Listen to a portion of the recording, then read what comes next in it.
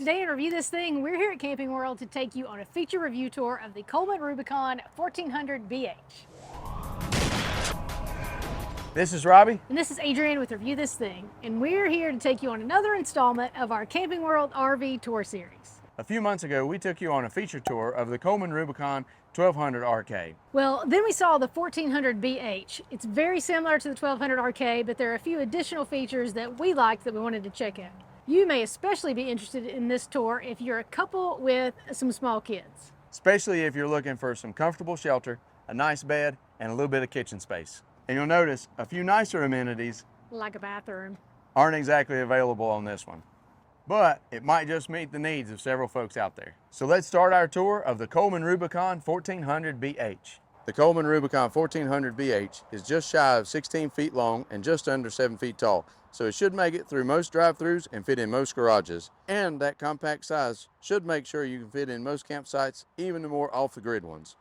It weighs about 1,900 pounds and has a GVWR of 3,000 pounds, so you should be able to tow it with your truck or mid-size SUV. That's one nice feature, that you can still tow the camper even if you don't have a big heavy-duty truck. It has an aluminum body with fiberglass sidewalls and a single torsion axle with aluminum wheels and all-terrain tires. Just a couple more features that you might find interesting if you're looking to do more backcountry style camping or boondocking. MSRP is just over $18,000, but the online price at Camping World is just under $16,000. First, I want to point out the hook bolt frame, which should make it more sturdy for those off-road adventures. It also has manual leveling jacks, 2 on the back and then that one up front, which again, if you're in those uneven campsites, you should be able to level it out and get nice and sturdy. Now, we've already talked about the all-terrain wheels, but I also want to point out the reinforced steel wheel wells. Perfect for preventing rust, but also a good platform for getting on the roof. This handle helps with that also. Why would you want to get on the roof? Well, the first reason, of course, would be to help clean it off, take care of any maintenance and things like that. The other reason you may want to get up here is because it is prepped for solar, so you can have that available up top to help with some of the battery charging. The roof is also prepped for Thule racks, so you could carry kayaks, bicycles, another storage compartment for your luggage. The roof is supposed to have a 1,000 pound carrying capacity, so you could get a lot of stuff up there. Do keep in mind though, the more stuff you put up there, the less clearance you're gonna have. And then we have some pass-through storage right up front. It is a fair bit of space, not a ton, but you should be able to fit walking sticks, things like that. We also have our inverter prep and solar control panel prep right there. On this side of the RV, you'll also see your AC vent. We'll talk about that more when we get inside. And then all of your hookups are right down here. You have your freshwater connection, a spray nozzle hookup, and your city water connection. The 1400BH has a 21-gallon freshwater tank and a 34-gallon gray water tank. Now you'll notice it does not have a black water tank. That's because what we mentioned before, there is not a bathroom in the 1400BH. Out here you also have your 30-amp electrical hookup as well as a cable hookup. And now up front, we have your 20-pound propane tank, space for your batteries and all the hookups, and your solar on the side hookup.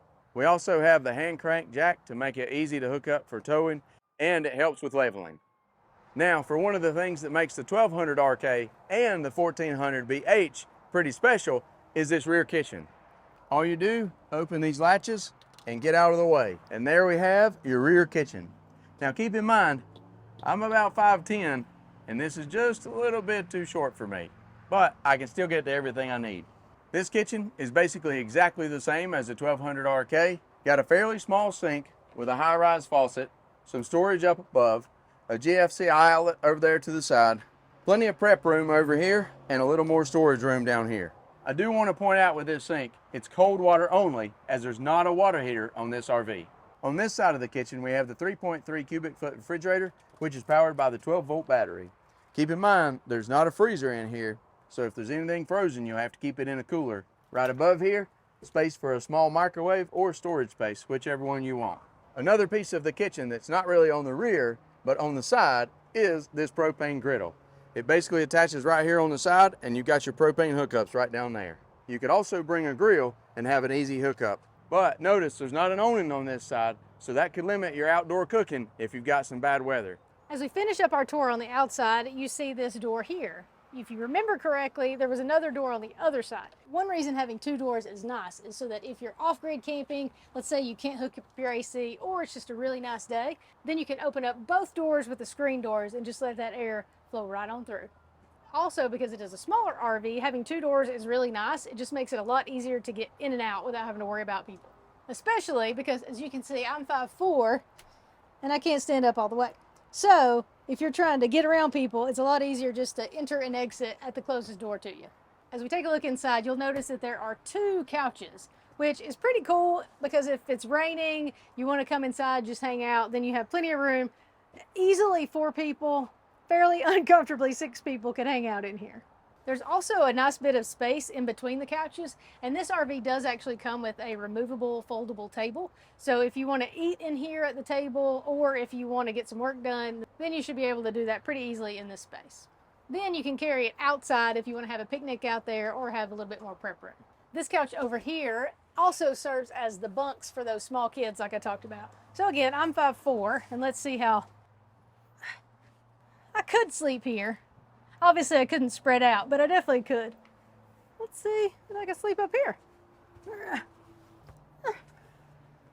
No. Maybe if you don't like having a lot of room to sleep, it'd be good, but definitely looking more at a small kid for this space.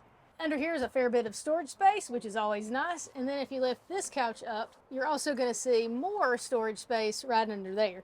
This is actually the storage space that we showed you before from outside, that pass-through storage. So that's a neat feature, being able to get to it from inside or outside. The sofa on this side also has storage underneath and folds out into a bed large enough for 2 adults. Adrian and I checked it out, and it really is pretty big and quite comfortable. Here's another place that having 2 doors really comes in handy.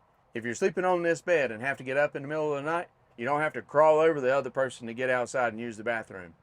Just open the door that's on your side and out you go.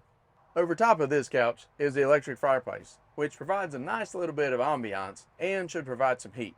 But keep in mind, it just runs off of shore power, so it doesn't connect up to the propane, and you're not going to have heat if you're off the grid. It is the only source of heat that comes in this RV, so it's not going to be ideal for really cold temperatures either. On both sides of the fireplace, you have a little bit of extra storage. And on this side, you got a couple extra outlets, hook up for a TV cable, and a couple of USB outlets so you can charge your phone easily.